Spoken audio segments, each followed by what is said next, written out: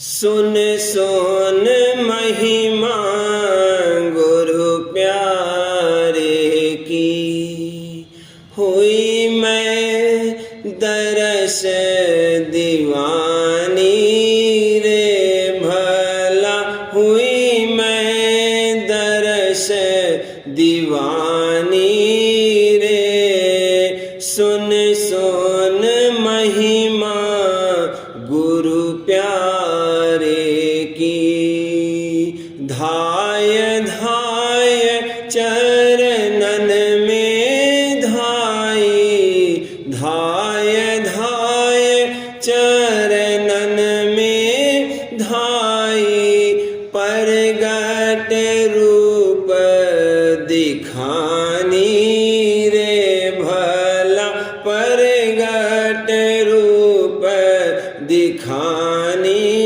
रे। सुन सुन महिमा गुरु प्यारे की, हुई मैं दरस दीवानी रे भला, हुई मैं दरस दीवानी रे। सुन सुन महिमा गुरु प्यारे की, मोहित हुई अचरज छवि निरखत, मोहित हुई अचरज छवि निरखत, तन मन शुद्ध भुलानी रे भला, तन मन शुद्ध भुलानी रे। सुन सुन महिमा गुरु प्यारे की, हुई मैं दरस दीवानी रे भला, हुई मैं दरस दीवानी रे। सुन सुन महिमा गुरु प्यारे की, बार बार बल जाऊं चरण पर, बार बार बल जाऊं चरण पर, कस गुण गाऊं बखानी रे भला, कस गुण गाऊं बखानी रे। सुन सुन महिमा गुरु प्यारे की, हुई मैं दरस दीवानी रे भला, हुई मैं दरस दीवानी रे। सुन सुन महिमा गुरु प्यारे की, राधा स्वामी जान जान के जाना, भैया प्यार जान जान के जाना हो, पिता प्यार जान जान के जाना, उन चरणन लिपटानी रे देखो, उन चरणन लिपटानी रे। सुन सुन महिमा गुरु प्यारे की, हुई मैं दरस दीवानी रे भला, हुई मैं दरस दीवानी रे। सुन सुन महिमा गुरु प्यारे की।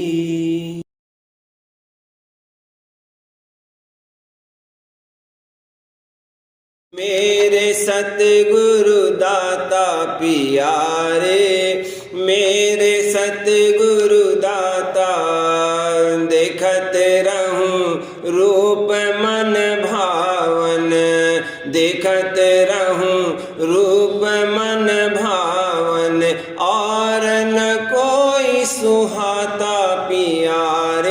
और न कोई सुहाता पिया रे, मेरे सतगुरु दाता पिया रे, मेरे सतगुरु दाता।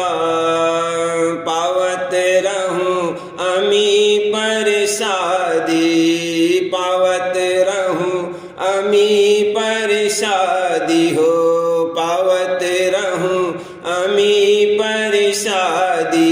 और नहीं कुछ भाता पिया रे, और नहीं कुछ भाता पिया रे, मेरे सतगुरु दाता पिया रे, मेरे सतगुरु दाता। चरण कमल सेवत रहूं निस दिन, चरण कमल सेवत रहूं निस दिन हो, चरण कमल सेवत रहूं निस दिन। और न कहीं मन जाता पिया रे, और न कहीं मन जाता पिया रे, मेरे सतगुरु दाता पिया रे, मेरे सतगुरु दाता। गुण गाऊं नित चरण धियाऊं, गुण गाऊं नित चरण धियाऊं हो, गुण गाऊं नित चरण धियाऊं। और ख्याल नहीं लाता पिया रे, और ख्याल नहीं लाता पिया रे, मेरे सतगुरु दाता पिया रे, मेरे सतगुरु दाता। राधा स्वामी प्यारे बसे हिये में, भैया प्यारे प्यारे बसे हिये में हो, पिता प्यारे प्यारे बसे हिये में। और न चित समाता पिया रे, और न चित समाता पिया रे, मेरे सतगुरु दाता पिया रे, मेरे सतगुरु दाता पिया रे, मेरे सतगुरु दाता।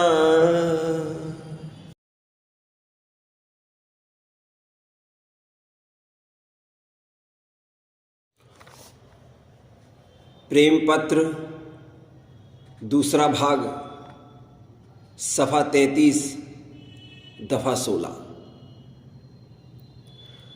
दूसरे अभ्यास का यह फायदा है कि मन और सूरत धुन की डोरी पकड़ के ऊपर को चढ़ेंगे और अपने सच्चे और प्यारे मालिक की दया और मेहर के पर्चे अंतर में सिवाय मामूली रस और आनंद और कैफियत वगैरह के देखने लगेंगे। तब सच्चा प्रेम जागना शुरू होगा और सच्चा यकीन मालिक के हाजिर और नाजिर और हर वक्त अंग संग मौजूद होने का दिल में आता जावेगा। और जिस कदर यह हालत पैदा होती और आइंदा बढ़ती जावेगी, उसी कदर इस जीव के मन में सच्चा खौफ, अपने सच्चे मालिक की अप्रसन्नता यानी नाराज़गी का पैदा होता जावेगा। और उसी कदर यह जीव नापसंद और बुरे कामों से आप बचता जावेगा। और जिन कामों के वास्ते हुक्म है और मालिक की प्रसन्नता उसमें हासिल होने की उम्मीद है, उसमें यह जीव आप बरतने लगेगा। दफ़ा 17। खुलासा यह है कि जब कोई काम इस जीव से नाकिस या नापसंद बनेगा, फौरन उसको मालिक की अप्रसन्नता का हाल अपने अंतर में वक्त अंतर अभ्यास के मालूम हो जाएगा। यानी उस रोज़ मामूली रस और आनंद भजन का नहीं मिलेगा और न कुछ खास मेहर और दया मालूम पड़ेगी। इस भारी नुकसान के खौफ से यह जीव आप कोशिश करेगा कि जिससे इस पर दया और मेहर दिन दिन ज़्यादा होती रहे और भजन का रस और आनंद मिलता रहे। इस तरकीब के साथ जीव सच्चे तौर पर आसानी के साथ तामील सच्चे हुक्मों की कर सकता है, और नहीं तो चाहे जिस कदर पढ़ो और समझो और चाहे जिस कदर बातें बनाओ, यह मन और इंद्रियां हरगिज किसी के काबू में नहीं आवेंगे। कहीं कहीं अगर किसी खास खौफ या दुनियावी नुकसान के ख्याल से जो कोई बच रहा या उसने दुरुस्ती से बर्ताव किया, यह आम जीवों के वास्ते काफ़ी नमूना नहीं हो सकता है। आमतौर पर जो कोई बचेगा वह राधा स्वामी दयाल कुल मालिक की दया और अपने वक्त के संत सदगुरु की मदद से बचेगा, और उस दया और मदद हासिल करने को राधा स्वामी मत के मुवाफिक अभ्यास करना ज़रूर दरकार है, और उसके उसूल और कायदों के मुवाफिक समझ और बूझ संभालना चाहिए। दफा 18। अब राधा स्वामी मत के अभ्यासी के कर्मों के कटने का हाल सुनो कि जिस कदर यह जीव अभ्यास करके ऊपर को चढ़ता जाता है, उसी कदर उसके कर्मों का दफ्तर साफ होता जाता है। यानी अंदर में जो चैतन्य आकाश है उसमें सब संचित कर्मों के नक्श मौजूद हैं। जैसे जैसे सूरत और मन उस आकाश मंडल से गुजर करते हैं, वे कर्म जिंदा होकर घड़ियों और पलों में अपना भोग दे देते हैं, और कर्मों का मैदान इस तरह साफ होता चला जाता है। दूसरे प्रारब्ध कर्मों का असर बसबब नित्य अभ्यास चढ़ाई मन और सूरत के बहुत कम व्यापता है। यानी जब सूरत आँख के मुकाम पर जैसे जागृत अवस्था में बैठती है, उस वक्त संसार और देह के दुख दर्द और चिंता और फिक्र सब व्यापते हैं, और जिस कदर की सूरत की धार अपने अंतर में मुतवज्जह होवे यानी खिंच जावे, जैसे सोने के वक्त या गहरे नशे या गश की हालत में, या जबकि डॉक्टर लोग शीशी सुंघाकर थोड़ा फोड़ा चीरते हैं, या जबकि डॉक्टर लोग शीशी सुंघाकर फोड़ा चीरते हैं या बदन काटते हैं, उस वक्त देह और संसार का दुख और सुख बहुत कम बल्कि बिल्कुल नहीं व्यापता है। इसी तरह जिस कदर अभ्यास करके सूरत का अंतर में खिंचाव और चढ़ाव हुआ है, उसी कदर प्रारब्ध कर्मों का वेग यानी असर उस अभ्यासी को कम मालूम होवेगा। तीसरे क्रियमान कर्मों का फल इस तौर पर दूर हो जाएगा कि राधा स्वामी मत का अभ्यासी जिसने सच्ची शरण राधा स्वामी दयाल की ली है, जो कुछ काम जरूरी करेगा वह उनकी मेहर और दया और मौज के आश्रय करेगा, और फल की इच्छा उनकी मौज और दया के आश्रय रखेगा। जो मौज मुआफिक हुई तो बहुत अच्छा, और जो ना मुआफिक हुई तो भी बहुत अच्छा। हर हाल में अपने प्यारे मालिक की मौज और मर्जी के मुवाफिक अपने मन को चलाना और उसी में राजी रहना। दफा 19। जब इस तौर पर अभ्यासी ने कर्म किए तो उसका बंधन उन कर्मों और उनके फल में मुतलक नहीं हुआ। इस तरह रफ्ता रफ्ता सब कर्म कटते जावेंगे और जब अभ्यासी मेहर और दया से त्रिकुटी के मुकाम तक पहुँचेगा तब सब झगड़े और बखेड़े, काल और कर्म और माया और भरम वगैरह के नीचे रह जावेंगे और अभ्यासी की सूरत इन सब से न्यारी होकर अपने निज घर में यानी सत्यलोक और राधा स्वामी धाम में पहुंचकर परम और अमर आनंद को प्राप्त होवेगी। वचन 4,